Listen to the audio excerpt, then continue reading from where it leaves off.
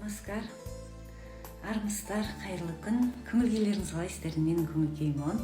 Керемет, тамаша. Енді йогиндер намаскар деп амандасып жатады. Ол фокусты шашыратпау. Біздерде мысалға қол алысып, немесе құшақтасып, сүйісіп амандасып жатады.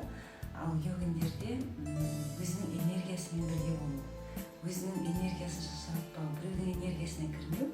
Мысалға, маған йога үйренуге келген адамдарға мен олардың аяқтарының, қолдарын ұстап, бір жерлерін ұстап, оның энергиясына кіріп, олай үйретпеуім керекпін.